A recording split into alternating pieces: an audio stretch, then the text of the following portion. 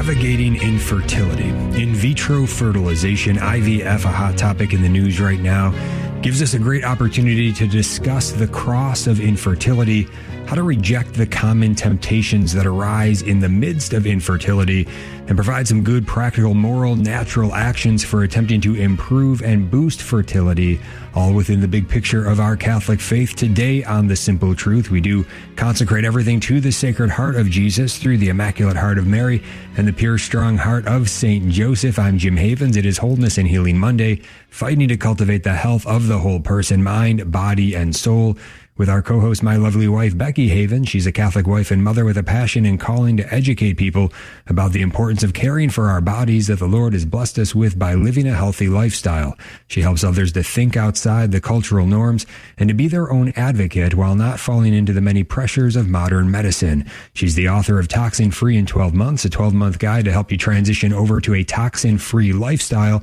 She also wrote a boycott list of over 600 pro-abortion companies. You can get both those resources for free and learn more at her website, safehavensmama.com. That's safehavensmama.com. Our topic today, navigating infertility. Disclaimer, we're not doctors, not scientists, just regular people looking to live well and raise our family. We believe in objective truth and in asking questions when things do not make sense. We're not giving medical advice, but we do want to offer a forum here today. We know a thing or two, still a ton we don't know. We've got some personal experiences, as do you, and we would love to hear from you. We already put out a survey earlier today, have a few responses from that, but always best to call in. We'd love to hear from you. We'll put that phone number out a little bit later in the show.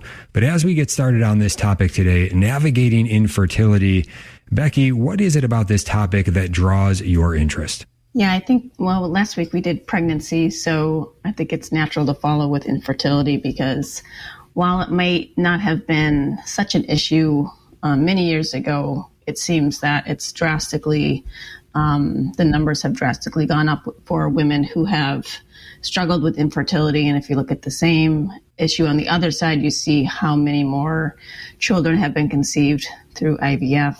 And I think less through natural means. So I think many women now, there's a lot of reasons why they're struggling with infertility, but I think the key is to find ways to navigate that and to learn different ways naturally to increase your chances for a healthy pregnancy, because that's how God created our bodies to be, to, women to be able to naturally create with the man a baby. And so it doesn't have to be taken into a lab, and it can be done naturally the way God intended to. But there are some women who might need some extra help. And I think there's a lot of great resources out there for women to know, where to go and where to turn to, and that they don't have to turn to IVF. I know several Catholic women who have used IVF and have justified it through different ways. And, one woman I had a conversation with, and the longing for a child was so deep that she just kind of threw out the ethics about it and said, I'm going to go this route. And there's only so much you can say to somebody.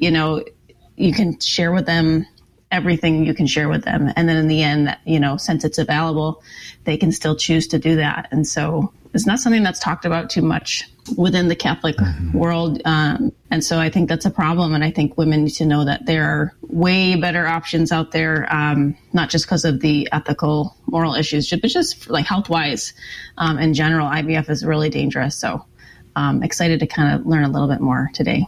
Mm-hmm. Yeah, very interesting that you bring that up, that folks are reluctant to talk about it, maybe especially in Catholic circles for whatever reason. We did ask the question in the survey, have you experienced the cross of infertility? And there wasn't one person who responded yes, even though that there are a large number of people who are experiencing or have experienced the cross of infertility. 100% of the respondents said no. Can you explain more about that to us, Becky, in terms of, is there a reluctance to talk about this topic? There seems to be, and why, maybe especially within Catholic circles, why would that be? I think for most women, if you're struggling with infertility, you have some kind of deep down shame or guilt about it, though it's not your fault most of the time. And a lot of women, especially Catholic women who are, in their Catholic circles, they see their friends conceiving naturally and having many kids, and they may be quietly struggling with infertility and kind of wondering, what's wrong, and not really knowing where to go. Who do I turn to? Because if you're turning to natural specialists, most likely they're, IVF actually is one of the last options that even a fertility specialist is going to have you do, because they know as well the risks are huge. And so I think it said like only 3% of women need, in quotations, IVF to get pregnant, according to fertility specialists. So a lot of women, I think, suffer quietly with infertility. It's a very painful struggle to go through, and they're trying everything they can to get that pregnancy. And it can be very consuming as well. That's all you think about. And so I think it's so important for more women to talk a little bit more about that and talk about the struggles, because it's not just easy for everybody to get pregnant, especially if you're older, over 35. Another issue would be many women, even Catholic women, were on birth control pill. So it might not have been for the wrong reasons in their mind, but maybe to regulate their cycles, and their doctor put them on that for years, or to combat their acne issues. And they didn't realize that what that's doing is completely, creating chaos within their reproductive cycle. And when they try to, come off of it and they want to conceive, they realize that it's a mess. And so then they struggle with how to balance the hormones and conceive naturally. And so most Catholic women know that birth control is wrong. And so they don't really want to bring that up, so maybe they say, tons. When I think back to my own experiences and my own friends who were Catholic, or at least raised in a culturally Catholic home, most of them were on birth control. It wasn't even a doubt. And they were on it at young ages as well. It was just a very common thing for doctors to do. If a young girl who's, just newer to getting her period has uneven cycles or really heavy periods or something along those lines, the doctor immediately puts them on birth control. And so it was something that a lot of my friends were on, and they were all Catholic, and they didn't really seem to know why it was wrong. They weren't using it to not get pregnant. They weren't in those kind of relationships, but they were doing it just to regulate their cycles. And so a lot of doctors still put women on those birth control pills to regulate things. They think that that's the way to solve the issue. And in one way, it does help, but it's not getting to the root of the issue. And so then when women come off, it's a huge mess, and it takes them a long time to conceive. And so I think there's that shame and guilt in there. And I think it's just important for women to know there's a better way. Even if you were on birth control, you can get your cycles back in a really natural way to be able to conceive in the way that you'd like to. Mm-hmm. Yeah, talking about navigating infertility here today, and open forum. So anything on this topic that you'd like to say, or anything that you'd like to ask, phone lines are open. 1-877-511-5483. That's 1-877-511-5483. Just to get kind of a baseline from what the medical community, the medical industry, the medical establishment has to say about this, we'll go to the Cleveland Clinic. This is what the Cleveland Clinic website has to say about infertility, that infertility is a condition where you can't get pregnant after 1 year of trying to conceive. Causes of infertility can include ovulatory disorders, endometriosis, low sperm count, or low testosterone. The risk of infertility increases as you age. Many treatment options are available for people with infertility. And then it wants to distinguish various types of infertility. It breaks it down this way, 3 different categories. 1, primary infertility. This is if you've never been pregnant and can't conceive after 1 year or 6 months if you're 35 or older of regular unprotected sexual intercourse. It says we're talking about the marital act. It ought to be treated with reverence and beauty for the holy action that it is, not talked about, I think, in a rather crass way. So we'll try to be faithful to the truth of things here. But continuing on with what the Cleveland Clinic says, secondary infertility is you can't get pregnant again after having at least one successful pregnancy. And then the third category, unexplained infertility. Fertility testing hasn't found a reason that a person or a couple is able to get pregnant. So those three categories.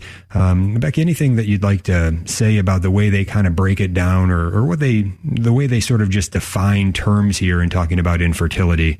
Yeah, I mean, that seems to be the way that it is. There's a lot of different statistics out there on, whether it's 1 in 4 couples or 1 in 8 couples now have fertility issues.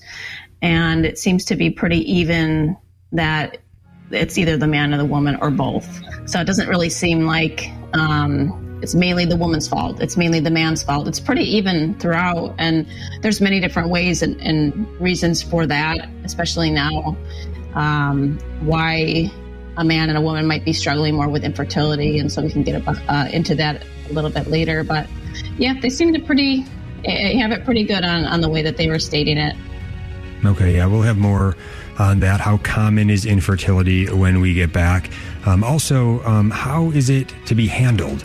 And this is a very important question that bringing the Catholic faith in on this is vital, right? The way that we view this and the way that we respond to the cross of infertility, because that's what it is. It is a cross, and it needs to be seen and received as one. What does that mean? What do we do with that? We're going to be right back for more. Stay tuned. We'll be right back. Welcome back to The Simple Truth. Jim and Becky Havens here. SafeHavensMama.com is where you can connect with Becky if you like. A lot of good information there. Again, SafeHavensMama.com. But we're talking about navigating infertility today. And so phone lines are open. Any question, comment you may have, feel free to give a call, 1-877-511-5483.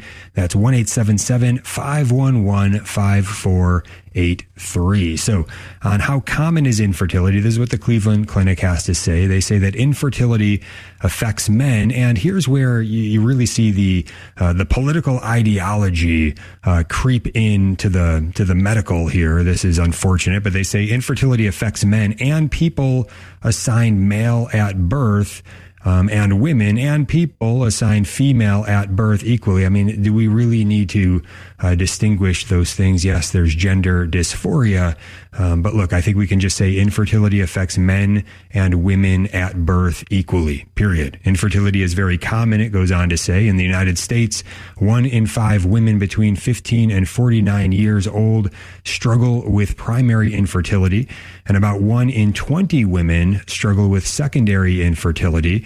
Approximately 48 million couples live with infertility around the world. So Becky, I can ask you this, and I can speak to this as well, in terms of, I guess, what you would categorize as secondary infertility, and that's you can't get pregnant again after having at least one successful pregnancy. And I guess we're talking about here after being open to life, seeking to conceive after 1 year or more. So I would say we've been in this boat. We've had this experience. And so anything that you want to share in terms of how do you handle it? How have you handled it? Anything about experiencing this cross of infertility? Yeah. So I think people forget that, there is something called secondary infertility, and that is something that wouldn't maybe seem as big a deal because, you already have kids, so why do you need to have more? But that means nothing. So we've personally experienced this for about 6 years, actually, 6, almost 7 years. And it's very difficult because it's number one, it's hard to find a good doctor to help you even understand what's going on. Number two, since you've conceived other children, you don't think that something's wrong. So you don't really look into it as quickly.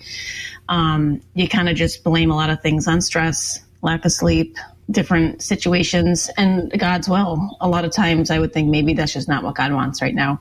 So I don't want to dive deeper into the whys. And so for us, I think we just personally would, we've been open to life for years, and we did get pregnant one time within that 6-year period, and we did lose that baby. But just to know that we could get pregnant was a gift. So I think if you're able to get pregnant, that's a better sign, or gives you a better chance than if you're not even able to get pregnant. That's when you got to get a lot deeper into why. And so I think for our personal journey, it's been very difficult to kind of navigate the whys especially when you've had successful pregnancies before. Another thing that's difficult is everything's so expensive. So you can go down that route where you're getting all the different testing and the different exams that they can give you and the blood tests, and find out probably some good information that way. But it costs thousands of dollars. And so in my mind, I was like, well, that's like a last resort, or I am getting older. And so maybe that's just it for us. We'll just move on to the next phase in life, and that's okay. But when you're in that struggle and you feel like God has more children prepared for you, you go through a million different emotions as to why that's happening. And a lot of times women take it upon themselves that it's their fault and that they have something to feel guilty about. And so it becomes kind of like a mental game. Like, what have I done wrong? Or maybe because of this, God's not allowing this and I need to change this. It can, like I said earlier, it can consume you. And so you have to like completely surrender your fertility over to God. I think many women just assume, oh, I'm going to get married and have 10 kids. And they don't even think that infertility or miscarriage is an option until maybe it happens to them. I know for us, particularly when we lost 2 babies in a row, it wasn't even in my mind that I could have a miscarriage. I didn't even think of that.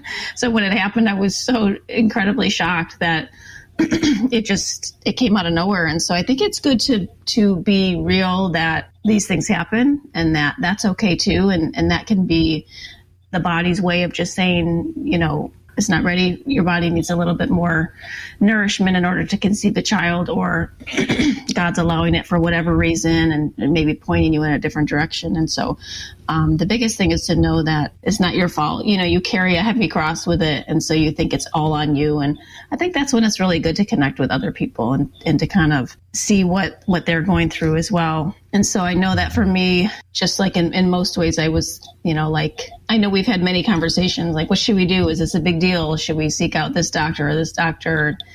And I've done a lot of natural things. I have no explanation as to what's really still going on. And so, at a certain point, we started to explore the idea of adoption. And then we went through that for a while, and then we landed on foster care. And at this point, we have a 2-month-old baby in our house, and we got him at 3 weeks. And so it's very similar to having a newborn through the birth of your own child, except for you don't have the actual birth of the child, but everything else is the same. And so maybe that was God's plan. Maybe it's so mysterious when it comes to having children, because there are women, as we know, that they get pregnant one time, or they have a rape happen and they're pregnant like that. And they're like, it's this big thing. So pregnancy can happen really easily, or it can happen and take years and years. So I feel like it's so mysterious, the whole thing. Mm-hmm. Yeah. Talking about navigating infertility today. And if there's anything you want to share, feel free to do so. 1-877-511-5483. Any questions or comments? 1-877-511-5483. Yeah, it seems to me that it is so key, like it is with everything, that we have a proper vantage point, a proper understanding, and then a proper ordering of our own hearts, that we're striving to do things in the right way by God's grace, according to how He has created things in His good, beautiful, loving plan of creation and for each of us. He does love us infinitely, and He has a good plan for our lives. That is all true. And yet we do live in a world that humanity has brought in sin by their own abuse of their own free will, rejection of God, choosing things against Him and things against themselves, truly. And so this has effects, right? And so original sin, all the personal sin, all of these things, the ripple effects of sin in our world, things don't work all the time properly as they ought to. The world is very sick. The world is a mess. And yet Jesus comes into that world and pours out His grace. And so we want to be open to be filled with that life. We want to say yes to Him, yes to His love for us, and yes to loving Him back, living the moral life, entering the sacramental life of the Catholic Church that He died to give us so we can be filled with His very life. And so, look, if you're in a state of sanctifying grace, that's going to help you to better be able to see things as they really are and navigate them better. And in this way, I think it's vital when it comes to great sufferings like this, when crosses arise, things that you would hope would go a different way, that they would function a different way, and yet there's a certain tragedy that is introduced. A married couple is meant to be able to be open to life, enter into the marital act, have offspring, and be able to have healthy offspring that you can raise those children up, freely from good health, and that they don't die prematurely, and that you are able to conceive and all of these things. But that's not the way that it always goes. There is tragedy. Again, that's the result of sin in the world. But we also have to know that when that suffering comes, if we're in that state of sanctifying grace, we're not alone in that suffering. Even if you're not in that state of sanctifying grace, you're still not alone in that suffering. God is loving you and he's drawing you to him. But if you are in sanctifying grace, you are more truly one with him. You are one with him in a way that you would not be if you are not in sanctifying grace. You are filled with his very life, where again, you would not be if you were in a state of mortal sin. So it's a huge difference. We want to be in that state of grace, filled with his life, incorporated into his very body. And so that taking place, we are now in it with him, and he's in it with us. And that's a totally different place to navigate that suffering in than being outside of that grace. And so we want to make sure that that's where we are. And then we want to be offering up those sufferings that come in love. And I think this is what's key for me, is that we have this right disposition of authentic love in our hearts when it comes to being married, when it comes to having children. It's not about us, right? This is not about like, we need to have a child or else we're not complete, right? It's, we want to love and serve God. And yes, we entered into family life because we're open to children, and it would make sense that children would result. And so that's what we're hoping for. And we want to love God in this way by being open to children and having children and raising children up in the faith and all of these wonderful things. But we don't have a right to a child, right? And it's not about us, the reason that we want that child. And it is about loving God and loving others. And so I think that is key, even in going down the road of adoption and foster care, to think like, I have to grasp after having a child. You can even go down those roads in those ways. We need to make sure we have our hearts right. And I think that's a key aspect of helping us to avoid various temptations that can pop up. But one of the big temptations in our world today is certainly to take matters into our own hands and say, I deserve to have a child, whatever it takes, even if it means creating children in a lab outside of the way God designed children to be made naturally, and then creating human embryos that are going to be frozen or discarded. This is completely immoral. It is an evil. Now, every child who is conceived in this way, that's not their fault. Just like every child that would be conceived in rape or incest, it's a tragedy. It's a terrible evil that those things are committed. But those children are infinitely valuable children that had no say in the way that they were conceived, and they are to be loved, and they are to be treated with love. And so that's what we have in the world today when it comes to IVF. And so we need to navigate this and understand what it is. I do want to recommend a book. Stephanie Gray Connors wrote a great book on this called Conceived by Science, Thinking Carefully and Compassionately About Infertility and IVF. Came out a few years ago. Very, very timely for right now. So highly recommend that. But Becky, anything further you want to say on this? Yeah, that book is really good. I haven't not read all of it, or I found some quotes from there, and I think I watched an interview with her in there, and I felt that it was so helpful.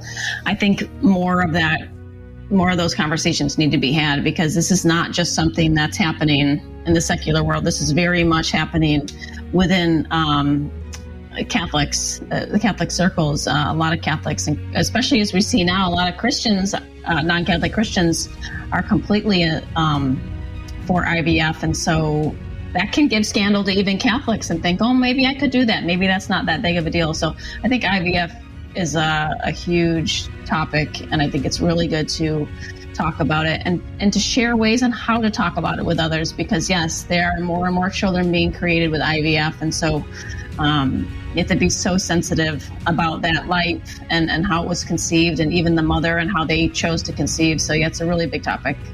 Yeah, we're going to be back with much more on this and navigating infertility. Stay tuned.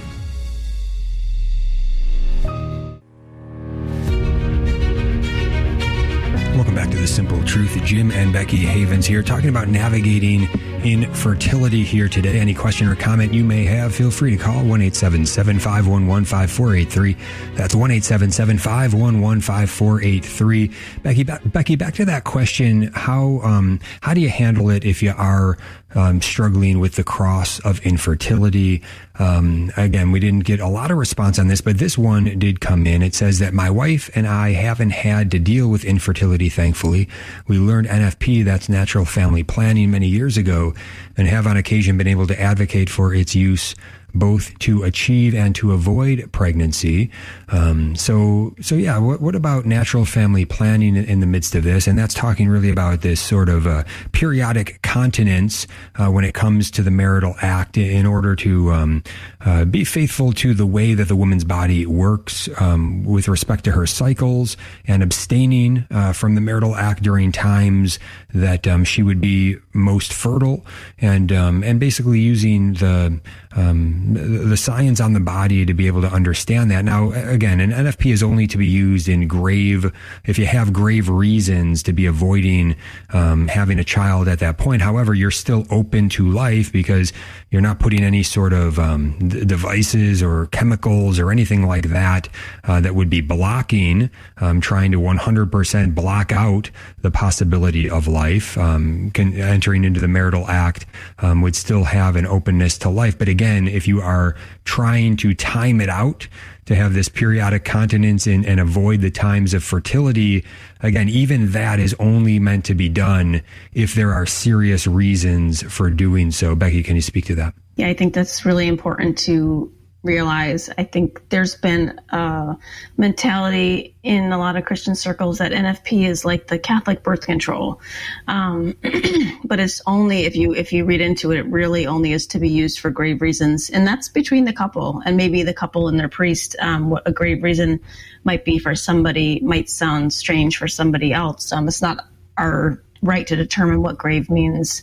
You know what I mean? I know some people will be like, oh, I wonder why they're not having more babies. And it's not really their business. You know what I mean? We don't know what somebody else could be going through, or the reason that they've had a big space. It could be infertility. It could be them needing to space out for a grave reason. So I think that's good you pointed that out. I know that there's a lot of people who think now these days even NFP should not be used at all because of the temptation to use it as a birth control, the means of birth control. So it's a different topic. Mm-hmm. But I think in general, for when you're using NFP to conceive a child, I think that's what it was mainly introduced to do. That's the main reason, is how do we conceive a child, especially if we're struggling with infertility. That's going to give you a really good outline about your cycle. And I think that's a really important thing for women to know, is how your cycle works. And NFP can help you with that. And so ideally, this is something that should happen prior to marriage, especially if you've dealt with these issues, these possible precursors to infertility. So a lot of times women will have issues in their teens and 20s, and the doctor will say, you're probably going to have a hard time conceiving, or maybe you're going to be infertile for the rest of your life. They put these parameters on women, and so then they panic and say, what do I need to do? And but if that happens, I think a good thing to turn to at this point would be NFP. And so that's a way to track your cycles and to really get to know what your body is doing,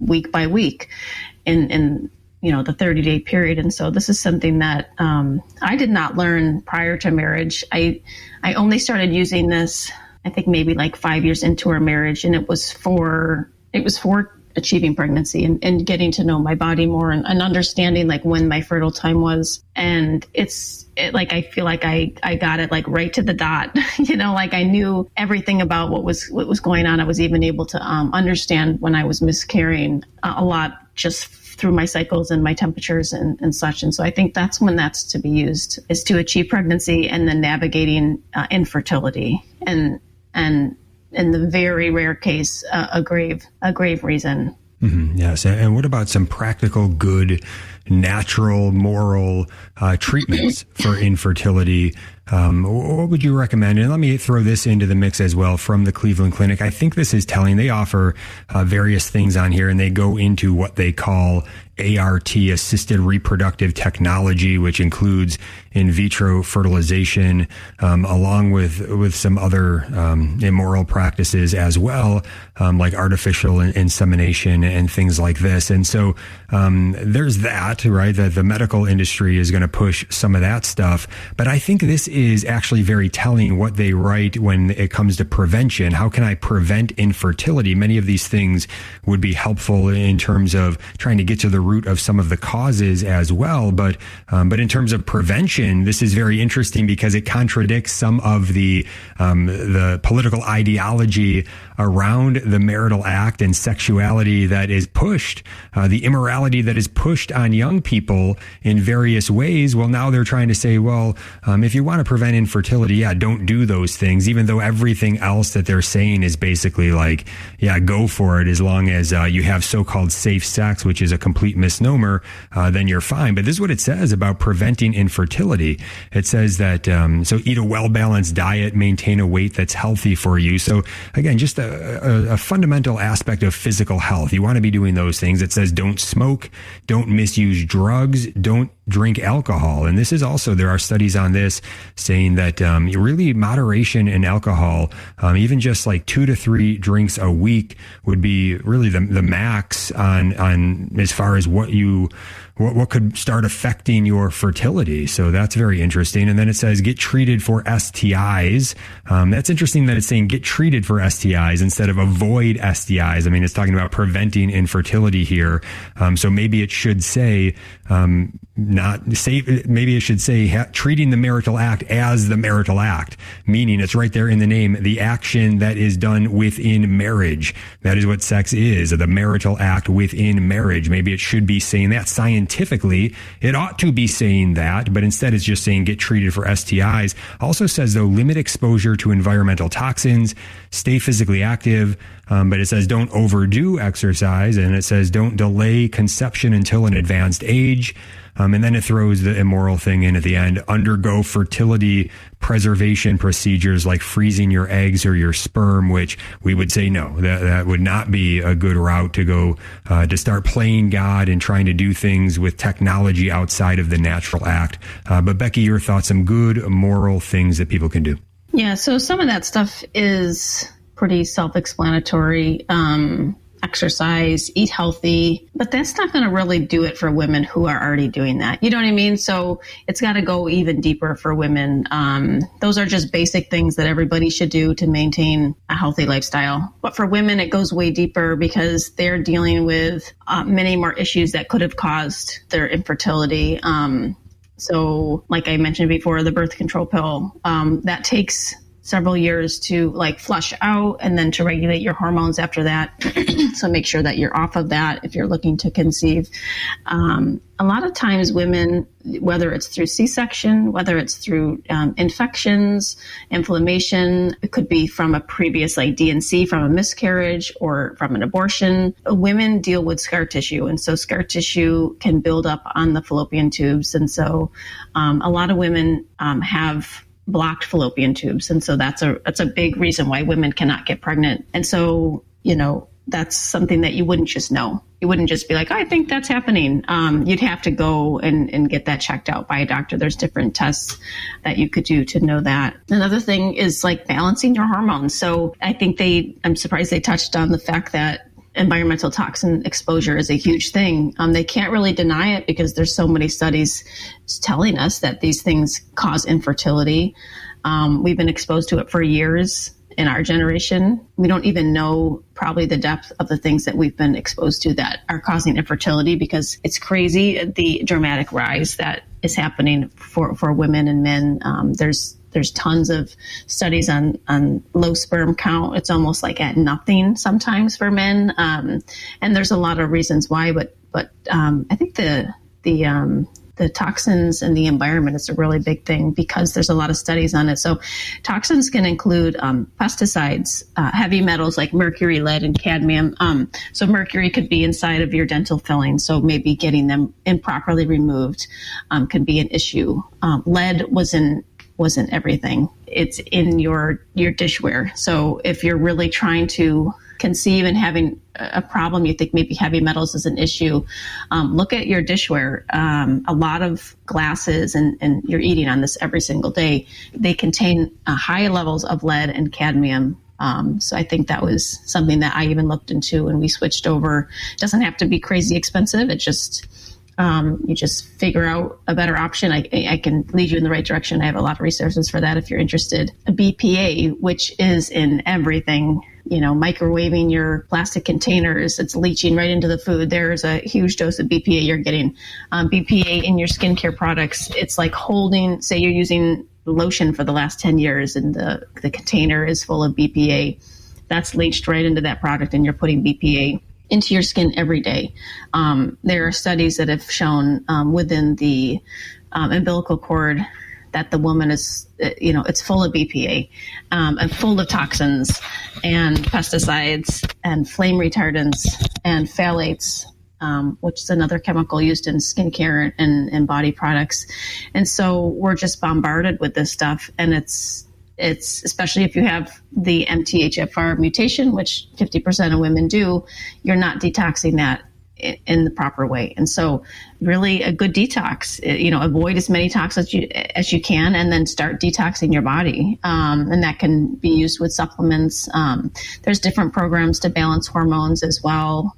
We had a Catholic practitioner on here, Leah Brueggemann, probably many months ago, and we did a podcast with her, and she had some great information. She has a great program for women if they're looking to balance hormones, because it can go so many directions for women these days, and there's so many reasons why. So I don't know. That was a lot of information I gave you. No, great. Yeah. And as far as men, there are studies out there that are showing that not only does there seem to be an increase of the sperm count in men being lower, or just the signs of infertility basically in men on the rise. Not only is that taking place, but also lower testosterone in men. That also seems to be something that we're seeing increasingly here as we go forward. One of the causes that I learned about that I thought was quite interesting, and even the Cleveland Clinic has it here, is in respect to heat exposure for men. The Cleveland Clinic puts it this way: high heat exposure to your testicles from tight clothing, frequent use of hot tubs and saunas, and holding laptops or heating pads on or near your testes. And so this is also something for things like the hot seat in the car that many cars have now, where you can turn the temperature on in the seat. Like even this could be affecting testosterone, or could be affecting fertility for men, could be affecting the sperm of men. And so this is something to be aware of that I would say a lot of people would not be very aware of. So something to keep an eye on. And that also goes with, they're talking about laptops here, but also phones in the front pocket. It would be good there's studies that suggest that the phone in the front pocket could also have an effect. So you would want to avoid doing that. Becky, any other thoughts on that? Yeah, I would say that you're right on with that. I want to say also for women, I didn't mention this, but your makeup and your skincare is, if you're using conventional makeup and skincare, there are so many toxins that don't even have to be labeled on the label that can be contributing to infertility. There's lead in lipstick, and there's a lot of toxins even in, a whole different, it's I don't have much time left, but what I'm trying to say is make sure you are aware of what you're using on your body, because it really adds up. All right, we're going to be right back. Stay tuned for the final segment.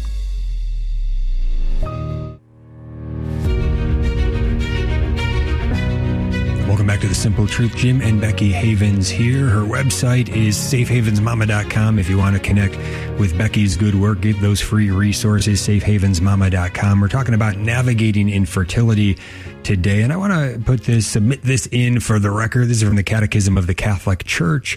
I think this flows very nicely with what we've been talking about today, and it's filed under the sixth commandment.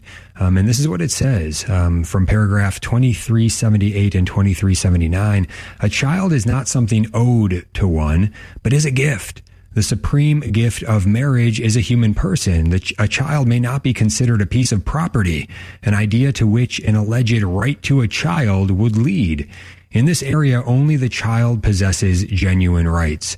The right to be the fruit of the specific act of the conjugal love of his parents, and the right to be respected as a person from the moment of his conception. The gospel shows that physical sterility is not an absolute evil. Spouses who still suffer from infertility after exhausting legitimate medical procedures should unite themselves with the Lord's cross, the source of all spiritual fecundity, fruitfulness. They can give expression to their generosity by adopting abandoned children or performing demanding services for others. So again, it all comes down to authentic love. And so that's what we're talking about here today. This is why IVF is out of the question. That gets into falling into this temptation that thinks I've got to do anything. There are no limits to my deserving of this right to a child. There are limits, and we are not to play God and create life on our own in a laboratory. We are not to create human life only to then freeze it or destroy it. These things are wrong and should kind of be obviously so, but the evil one is preying on people's vulnerabilities when they're dealing with this great suffering of infertility, and certainly doesn't want them to offer up that suffering to turn to our Lord Jesus and to draw closer to him on the cross. That's the last thing the evil one wants. And so you see the world, the flesh, and the devil throwing out all these temptations. Don't fall for it. It's a lie. Don't fall for that nonsense. Go to our Lord. Do what is permissible and moral and good. And there's many options. We were talking about some of them here today, but don't cross that line into the evil. The church is very clear about what that is. We did have a question come in from Leslie in Beach Park, Illinois. She's wondering, is it moral to adopt the embryo that has already been created when it comes to IVF? I have heard of people adopting these babies and carrying them to term and rearing them. Has the church ruled on this issue? This is interesting because I thought simply enough, probably that would be a good thing, right? But there's a lot more to this question than I had really considered, never really thought too deeply of it. Just thought, let's save their lives, and sure, but there's a lot there. And so where we would turn and what the church has already put out would be the Congregation for the Doctrine of Faith, the instruction known as Dignitatis Personae on certain bioethical questions, 2009. This came out from the Vatican. It says this: with regard to the large number of frozen embryos already in existence, the question becomes what to do with them.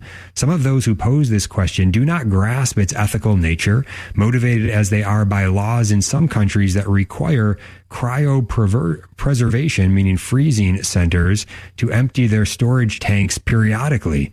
Others, however, are aware that a grave injustice has been perpetuated and wonder how best to respond to the duty of resolving it.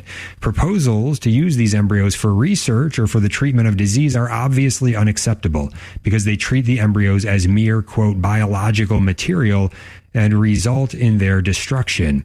The proposal to thaw such embryos without reactivating them and use them for research as if they were normal cadavers is also unacceptable. The proposal that these embryos could be put at the disposal of infertile couples as a treatment for infertility is not ethically acceptable for the same reasons which make artificial heterologous procreation illicit, meaning just between a man and a woman. And it says that any form of surrogate motherhood, it would kind of fall into that. This practice would also lead to other problems of a medical, psychological, and legal nature. It has also been proposed solely in order to allow human beings to be born who are otherwise condemned to destruction, that there could be some form of prenatal adoption. This proposal, praiseworthy with regard to the intention of respecting and defending human life, presents, however, various problems not dissimilar to those mentioned above.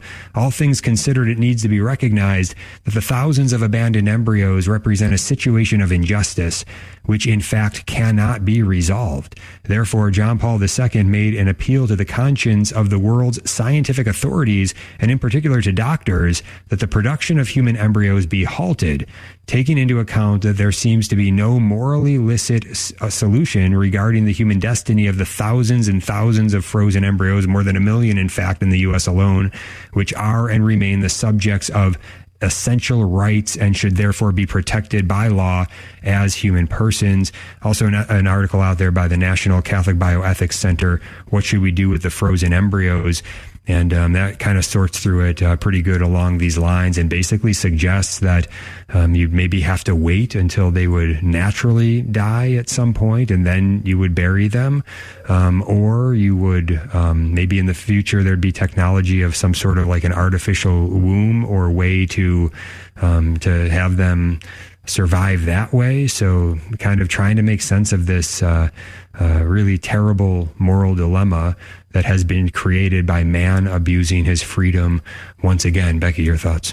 Yeah, you get into like this weird sci-fi stuff when you really think about it. You know, you hear the word artificial wombs and you're like, what? But that's not something that's crazy. It's actually something that they are working on doing. And so when you take God's original plan to conceive a child out of his original plan and just try to do it yourself, weird things like this happen. Crazy things like this are the result. It's actually devastating because I know of women who will have come out and shared and shared their story and said, I did not realize the effects of IVF on my family or on my child. I did not know that. I would never want to not have my child, but I wish I would have known that and could have done something in a different way. And then you have the children speaking up.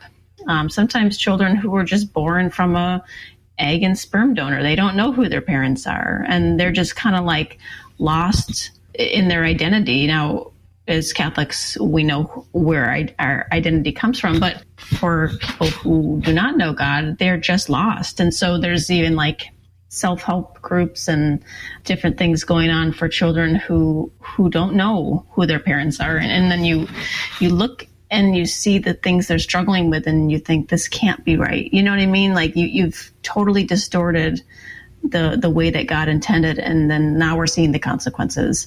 And so I just wanted to bring up that there is a something called NAPRO technology. So this is a good direction to go if you're really struggling and now you've done all the natural things and you want to take it a step further. It stands for Natural Procreative Technology. It was started by Dr. Hilgers, and it's a researched and published women's health science that treats problems cooperatively with the procreative and gynecologic systems while respecting the dignity of women, couples, and preborn children. And so this comes out of Dr. Hilger's response to Humanae Vitae and the teachings in that, and how to find natural fertility regulation apart from IVF and apart from the immoral fertility treatments that have been going on. And so, this has been really good. And I think a lot of Catholic women have plugged into this. You can find a NAPRO doctor if you go to mycatholicdoctor.com. You can find a doctor in your state. They deal with infertility, PMS, polycystic ovaries, painful periods, hormonal issues, postpartum depression, miscarriage, a million things you can think of. They're there to help you. So I think that's a really great option to IVF for Catholics and for everybody, actually. You don't have to be Catholic to use it.